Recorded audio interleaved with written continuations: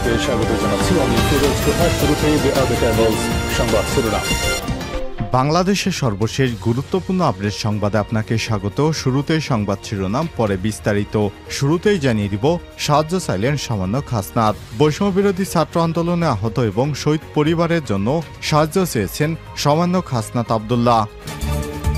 এরপর জানিয়ে দিব, সরকারের উন্নয়ন প্রকল্প দুর্নীতি এবং অনিয়মের আখড়া, বললেন তথ্য উপদেষ্টা।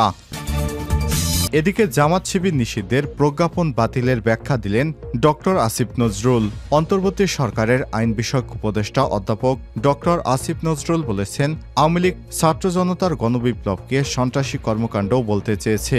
এই ন্যারেটিভের অংশে আমরা বর্তমান সরকার হতে পারি না। আমরা মনে করি আওয়ামী লীগ কোনো নীতিগত অবস্থান থেকে জামাতকে নিষিদ্ধ করেনি। আওয়ামী লীগ রাজনৈতিক অপকৌশলের জন্য ছাত্র জনতার বিপ্লবকে নির্মমভাবে দমন করার জন্য এই ইস্যুটি এভাবে ব্যবহার করেছে। আমরা ছাত্র জনতার অভ্যুত্থানে পরাজিত প্রত্যাখ্যান একটি দলের অন্যায় এই ন্যারেটিভের অংশ হতে দিতে পারি না। সুতরাং জামাত ইসলাম এখন থেকে বাংলাদেশে রাজনীতি করবে, কোনো বাধা থাকলো না।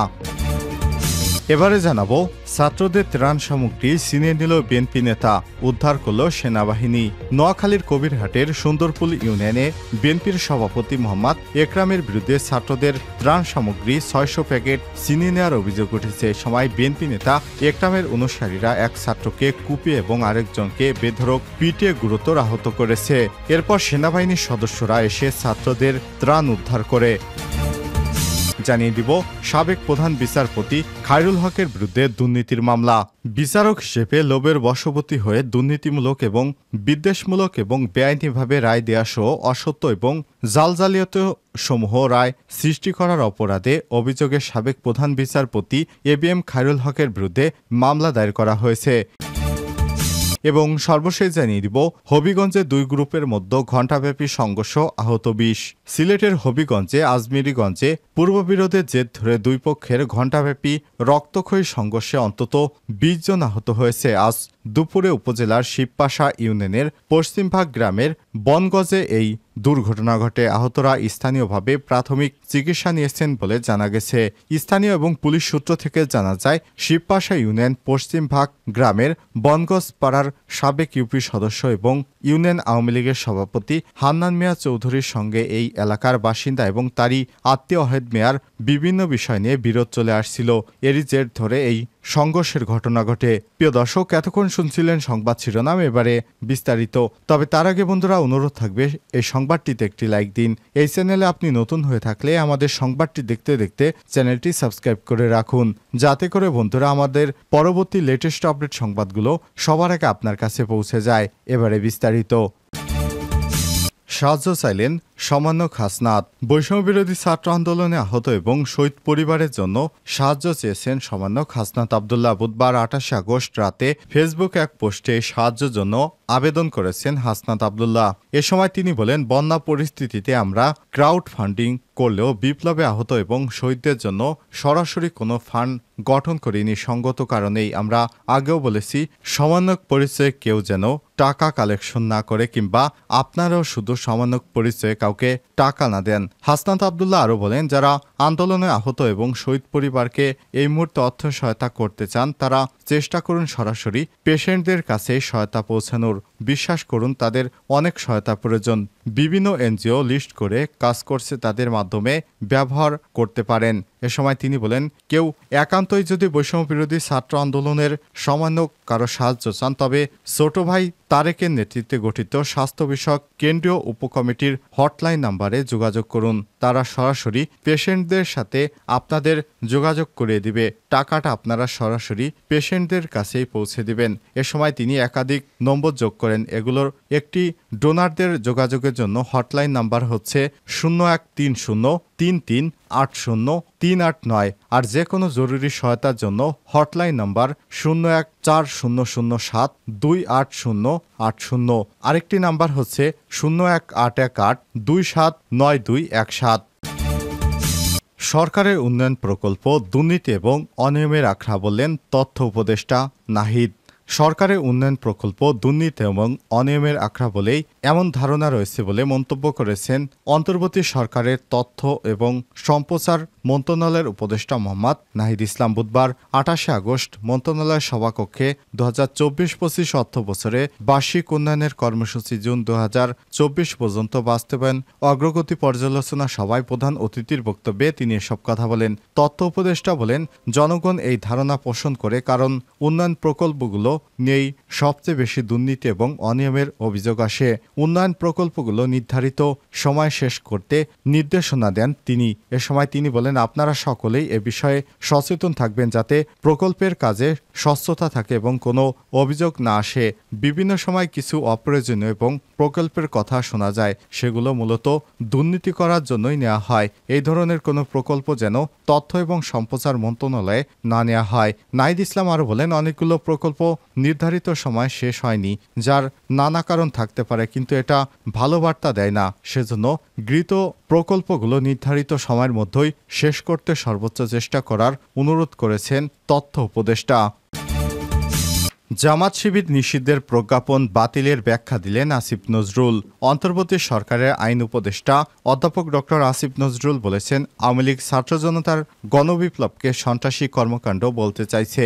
এই ন্যারেটিভ এর অংশ হিসেবে আমরা বর্তমান সরকার হতে পারি না। আমরা মনে করি আওয়ামী লীগ কোনো নীতিগত অবস্থান থেকে জামাতকে নিষিদ্ধ করতে পারেনি।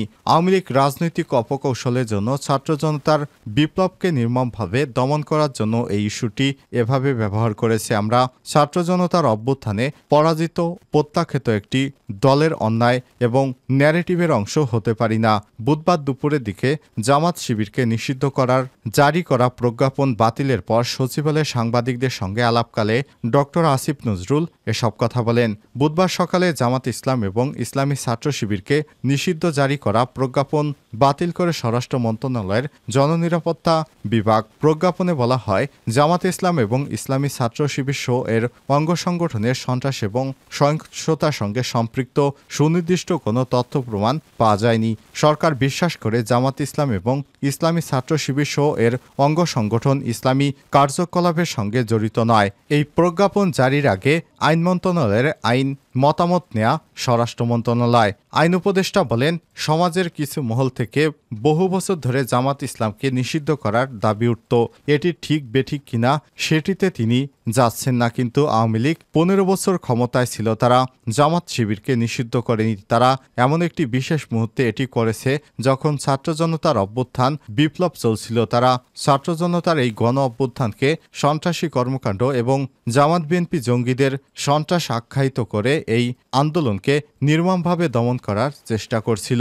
আওয়ামী লীগের এই প্রজ্ঞাপন স্বরাষ্ট্র মন্ত্রণালয় থেকে পরীক্ষা করে দেখা হয়েছে উল্লেখ করে ডক্টর আসিফ নজরুল বলেন, জামাত বিএনপির জঙ্গি এবং সন্ত্রাসী হিসেবে আখ্যায়িত করেছে এই সরকার। ওই ন্যারেটিভ অংশ হিসেবে জামাতকে সন্ত্রাসী সংগঠন হিসেবে হঠাৎ ঘোষণার একটি প্রজ্ঞাপন জারি করা হয়েছিল, যেটি কোনোভাবেই শেখ হাসিনা সরকারের আদেশ বৈধ ছিল না। সুতরাং এই আদেশটিকে আমরা বাতিল করলাম।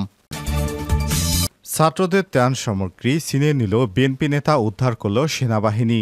নোয়াখালীর কবিরহাটে সুন্দরপুল ইউনিয়ন বিএনপির সভাপতি এবং মোহাম্মদ একরামের বিরুদ্ধে ছাত্রদের ত্রাণ সামগ্রীর ৬০০ প্যাকেট ছিনিয়ে নেওয়ার অভিযোগ উঠেছে। এ সময় বিএনপি নেতা একরামের অনুসারীরা এক ছাত্রকে কুপিয়ে এবং আরেকজনকে বেধড়ক পিটে গুরুতর আহত করে। বুধবার ২৮ আগস্ট দুপুরে অভিযুক্ত বিএনপি নেতাকে দল থেকে বহিষ্কার করা হয়েছে। মঙ্গলবার ২৭ আগস্ট রাত ৯টার দিকে সেনাবাহিনী এবং কবিরহাট থানার একদল পুলিশ ছিনিয়ে নেওয়া ত্রাণগুলো উদ্ধার করে। এর আগে একই দিন বিকাল ৩:৩০টার দিকে উপজেলার সুন্দরপুল ইউনিয়নের কালামুন্সি বাজারে এ ঘটনা ঘটে। এই ঘটনায় আইনশৃঙ্খলা বাহিনী একজনকে গ্রেপ্তার করে থানায় নিয়ে যায়।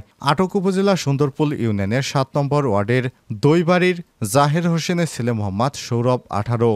মামলা শিক্ষার্থী তাশরিফুর রহমান ওরফে নিহাত অভিযোগ করে বলেছেন, উপজেলার কালামুন্সি বাজার এলাকায় ছাত্ররা নিজেদের এলাকার বন্যা দুর্গতদের মধ্যে ত্রাণ বিতরণের জন্য ঢাকা থেকে ৬০০ প্যাকেট ত্রাণ সামগ্রী সংগ্রহ করে। মঙ্গলবার বিকাল ৩:৩০টার দিকে ত্রাণ সামগ্রী প্যাকেটগুলো কালামুন্সি বাজারে আসে। ইউনিয়ন বিএনপি সভাপতি একরাম নানা অজুহাতে ছাত্রদের ত্রাণগুলো ছিনিয়ে নিয়ে যায়। সুন্দরপুর ইউনিয়ন পরিষদে আটকে রাখেন। তখন একরামের অনুসারী ছাত্রদল নেতা সোহেলের নেতৃত্বে সৌরভ, রিফাত, নুমান এবং বাপ্পি ছাত্রদের উপর হামলা চালায়। হামলাকারীরা মোহাম্মদ মঈনুদ্দিন আকাশ 16 নামের এক ছাত্রকে কুপিয়ে এবং নিহাত 16 নামে আরেক ছাত্রকে বেধড়ক পিটে আহত করে। পরে ছাত্ররা বিষয়টি পুলিশ এবং সেনাবাহিনীকে জানালে তারা ঘটনাস্থলে যায়। তারা ছাত্রদের ত্রাণ সামগ্রী উদ্ধার করে। এ বিষয়ে জানতে চাইলে সুন্দরপুর ইউনিয়নের বিএনপির সভাপতি মোহাম্মদ একরাম অভিযোগ করে বলেছেন, আইন শৃঙ্খলা বাহিনীর লোকজন ত্রাণগুলো উদ্ধার করে এরপর যাদের ত্রাণ তাদের ফেরত দেওয়া হয়েছে, তারা তাদের লোক দিয়ে ত্রাণ সামগ্রীগুলো বিতরণ করেন। কবিরহাট উপজেলা বিএনপির সভাপতি কামরুল হুদা চৌধুরী লিটন বলেছেন, বিষয়টি আমি শুনেছি। অভিযুক্ত বিএনপি নেতাকে দল থেকে বহিষ্কার করা হয়েছে। দলীয় বৈঠকে তার বিরুদ্ধে সাংগঠনিক ব্যবস্থা গ্রহণ করব। তিনি আরো বলেন, এই ত্রাণ বিতরণের সাথে কয়েকজন ছাত্রলীগের ছেলে জড়িত ছিল। তারা 5ই আগস্টের আগে আমাদের লোকজনকে মারধর করেছে। আসলে ছোট বিষয়টিকে বড় করা হয়েছে। কবিরহাট থানার ওসি মোহাম্মদ হুমায়ুন কবির বলেন, খবর পেয়ে ছাত্রদের ত্রাণ সামগ্রী উদ্ধার করে ফেরত দেওয়া হয়েছে। তাৎক্ষণিক ঘটনাস্থল থেকে একজনকে গ্রেপ্তার করা হয়। ছাত্ররা লিখিত অভিযোগ দিলে পরবর্তীতে আইনগত ব্যবস্থা গ্রহণ করা হবে। এরপর এক প্রশ্নের জবাবে ওসি জানান, বিএনপি নেতারা অভিযুক্ত বিএনপি নেতাকে দল থেকে বহিষ্কার করার কথাও জানিয়েছেন।